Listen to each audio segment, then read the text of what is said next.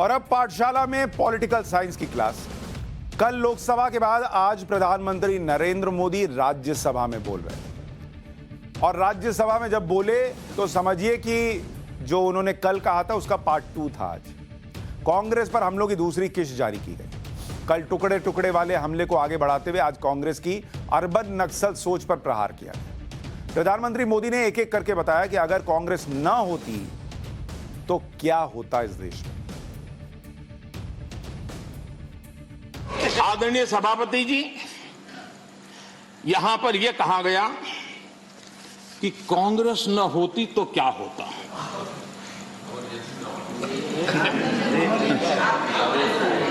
India is Indira, Indira is India, यही सोच का परिणाम है। आदरणीय सभापति जी, मैं जरा बताना चाहता हूं, यह कहा गया है, मैं सोच रहा हूं कि कांग्रेस ना होती तो क्या होता, क्योंकि महात्मा गांधी की इच्छा थी। क्योंकि महात्मा गांधी को मालूम था कि इनके रहने से क्या क्या होने वाला है और इन्होंने कहा था पहले से इसको खत्म करो, इसको बिखेर दो। महात्मा गांधी ने कहा था। लेकिन अगर ना होती महात्मा गांधी की इच्छा के अनुसार, अगर हुआ होता, अगर महात्मा गांधी की इच्छा के अनुसार कांग्रेस न होती तो क्या होता? लोकतंत्र परिवारवाद से मुक्त होता। भारत विदेशी चश्मे के बजाय स्वदेशी संकल्पों के रास्ते पर चलता। अगर कांग्रेस न होती तो इमरजेंसी का कलंक न होता। अगर कांग्रेस न होती तो दशकों तक करप्शन को संस्थागत बनाकर नहीं रखा जाता। अगर कांग्रेस न होती तो जातिवाद और क्षेत्रवाद की खाई इतनी गहरी न होती। अगर कांग्रेस न होती, तो सिखों का नरसंहार न होता। सिखों का नरसंहार न होता। सालों साल पंजाब आतंकी आग में न जलता। अगर कांग्रेस न होती तो कश्मीर के पंडितों को कश्मीर छोड़ने की नौबत न आती। अगर कांग्रेस न होती तो बेटियों को तंदूर में जलाने की घटनाएं न होती। अगर कांग्रेस न होती तो देश के सामान्य मानवी को घर, सड़क, बिजली, पानी, शौचालय, मूल सुविधाओं के लिए इतने सालों तक इंतजार न करना पड़ता। राज्यसभा में बोलते हुए पीएम मोदी ने गोवा के इतिहास का चैप्टर भी खोला। उन्होंने कहा नेहरू जी की वजह से गोवा को 15 साल तक गुलाम रहना पड़ा। यह वर्ष गोवा के 60 वर्ष का एक महत्वपूर्ण कालखंड का वर्ष है।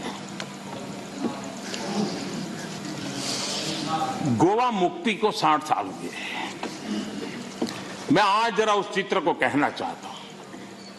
हमारे कांग्रेस के मित्र जहां भी होंगे जरूर सुनते होंगे, गोवा के लोग जरूर आज सुनते होंगे मेरी बात को। अगर सरदार साहब, जिस प्रकार से सरदार पटेल ने हैदराबाद के लिए रणनीति बनाई, इनिशिएटिव लिए, जिस प्रकार से सरदार पटेल ने जूनागढ़ के लिए रणनीति बनाई, कदम उठाए, अगर सरदार साहब की प्रेरणा लेकर के गोवा के लिए भी वैसी ही रणनीति बनाई होती तो गोवा को हिंदुस्तान आजाद होने के 15 साल तक गुलामी में नहीं रहना पड़ा होता। भारत की आजादी के 15 साल के बाद गोवा आजाद हुआ और उस समय के 60 साल पहले के अखबार, उस जमाने की मीडिया रिपोर्ट बताती है कि तब के प्रधानमंत्री अंतर्राष्ट्रीय छवि का क्या होगा, ये उनकी सबसे बड़ी चिंता का विषय था। पंडित नेहरू को दुनिया में मेरी छवि बिगड़ जाएगी तो, और इसलिए उनको लगता था कि गोवा की औपनिवेशिक सरकार पर आक्रमण करने से उनकी जो एक ग्लोबल लीडर की शांतिप्रिय नेता की छवि है वो चकनाचूर हो जाएगी। गोवा को जो होता है होने दो, गोवा को जो झेलना पड़े झेलने दो, मेरी छवि को कोई नुकसान ना हो। और इसलिए जब वहां सत्याग्रहियों पर गोलियां चल रही थी, विदेशी सल्तनत गोलियां चला रही थी, हिंदुस्तान का हिस्सा, हिंदुस्तान के ही मेरे भाई बहन उन पर गोलियां चल रही थी, और तब हमारे देश के प्रधानमंत्री ने कहा था कि मैं सेना नहीं दूंगा, मैं सेना नहीं भेजूंगा। सत्याग्रहियों की मदद करने से उन्होंने इनकार कर दिया था। ये गोवा के साथ कांग्रेस ने किया हुआ जुल्म है, और गोवा को 15 साल ज्यादा गुलामी के जंजीरों में जकड़ के रखा गया। प्रधानमंत्री गोवा को लेकर जो कहानी सुना रहे थे, इसको थोड़ा हमने इतिहास के पन्नों में खंगाला।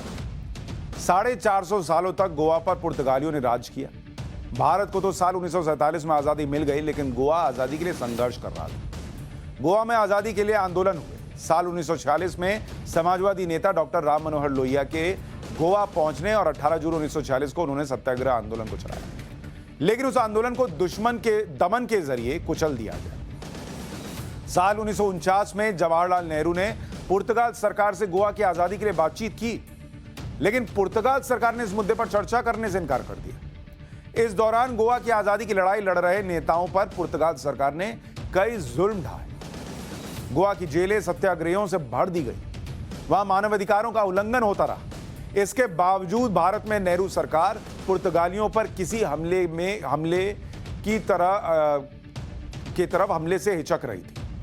लेकिन साल 1961 में हालात बदले। उस साल नवंबर महीने में पुर्तगाली सैनिकों ने गोवा के मछुआरों पर गोलियां चलाईं, जिसमें एक व्यक्ति की मौत हो गई, और इस घटना के बाद भारत सरकार एक्शन में आई। 17 दिसंबर 1961 को भारत ने 30,000 सैनिकों को ऑपरेशन विजय के तहत गोवा भेजा, और 36 घंटे के अंदर पुर्तगाल ने गोवा में जो कब्जा था उसे छोड़ दिया। मात्र 36 घंटे में जो हो सकता था और जो हुआ उसे करने में 15 साल लगा दिए। सोचिए।